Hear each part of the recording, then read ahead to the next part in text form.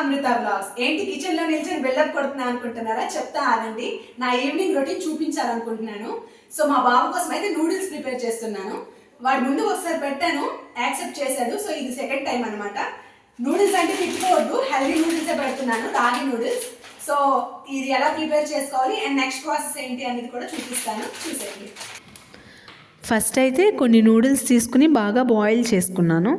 So అవి పక్కన పెట్టుకున్నాను. తర్వాత స్టవ్ వెలిగించి కడాయి పెట్టుకొని కొంచెం ఆయిల్, జీరా, ఆనియన్స్, పచ్చిమిర్చి 3 వేసి బాగా ఫ్రై చేసుకున్నాను. నా దగ్గర వెజిటేబుల్స్ లేవు. ఇంకా క్యారెట్, క్యాబేజ్, క్యాప్సికమ్ అలా అవన్నీ వేసుకొని చిన్న చిన్న ముక్కలుగా కట్ చేసుకుని వేసుకుంటే బాగుంటుంది, ఇంకా హెల్దీ కూడా. బట్ నా దగ్గర అవేం లేవు. సో అందుకే సింపుల్గా ఇవి ఫ్రై చేసుకొని ఆ నూడిల్స్ వేస్తాను అనమాట. కొంచెం వాడి కోసం వేరేగా ఫస్ట్ చేస్తున్నాను. మేము చేసుకోవడానికంటే కొంచెం స్పైసీ ఎక్కువ తింటాం కాబట్టి వాడి కోసం ఫస్ట్ చేస్తున్నాను. జస్ట్ లైట్గా వాడి ఇచ్చిన పౌడర్ని లైట్గానే వేసాను. అప్పటికే కొంచెం స్పైసీ అనిపించింది ఏమో. హాఫే తిన్నాడు, హాఫ్ వదిలేశాడు. ఇవ్వంగానే కొంచెం ఇంట్రెస్ట్గా తీసుకున్నాడు, కానీ కొంచెం స్పైసీ ఉండడం వల్ల హాఫ్ తిని హాఫ్ వదిలేశాడు. వాడు కంప్లీట్గా తినడం రాదు, నేనే తినిపించా. సో మా వారు వచ్చేటప్పుడు టైం పడుతుందంటే రసమలై చేద్దాం అనుకున్నాను. 1/2 లీటర్ పాలకి 2 spoons lemon juice, 2 spoons water కలుపుకొని కొంచెం కొంచెంగా యాడ్ చేసుకొని పాలు విరిగేటట్టుగా చేసుకున్నాను. ఇంట్లో వెనిగర్ అవైలబుల్గా ఉంటే అవి వేసుకుంటే బెటర్. బట్ అవి లేనప్పుడు ఇలా లెమన్ జ్యూస్తో ఇలా చేసుకోవచ్చు. ఇలా లెమన్ జ్యూస్తో చేస్తే లైట్గా చిన్న లెమన్ ఫ్లేవర్ తెలుస్తుంది అంతే లాస్ట్కి. బట్ లేకపోతే వెనిగర్ వేస్తే అది కూడా తెలియదు, ఇంకా బాగా వస్తుంది. సో ఇంకా విరిగిన పాలన్నిటినీ ఇట్లా ఒక క్లాత్లోని వేసుకొని మొత్తం వడగట్టుకోవాలన్నమాట. కొంచెం వాటర్తో ఇలా వాష్ చేసుకోవడం వల్ల ఆ లెమన్ ఫ్లేవర్ బాగా పోతుంది.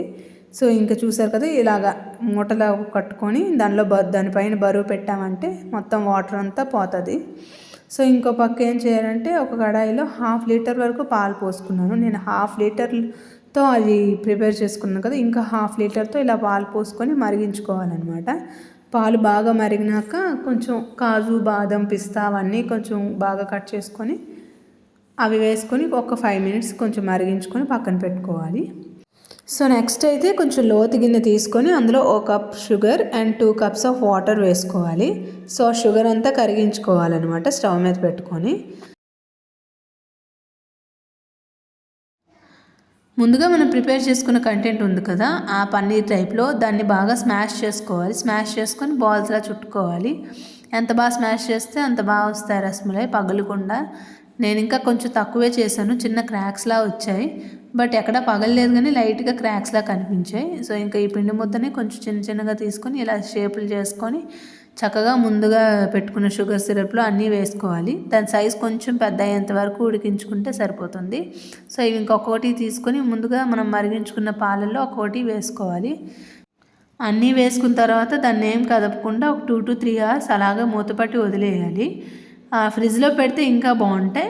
లేదు అంటే నార్మల్గా బయట కూడా 2 to 3 hours కానీ వదిలేస్తే బాగా జ్యూసీగా వస్తాయి. సో చూసారు కదా, మన సింపుల్ రసమలై రెడీ అయిపోయింది. చాలా సింపుల్గా వేరంగా చేసుకోవచ్చు. మా వారు వచ్చేటప్పటికి ఇచ్చాను. ఎలా ఉందండి? అదిరిపోయింది. ఎలా ఉంది? బాగుందా?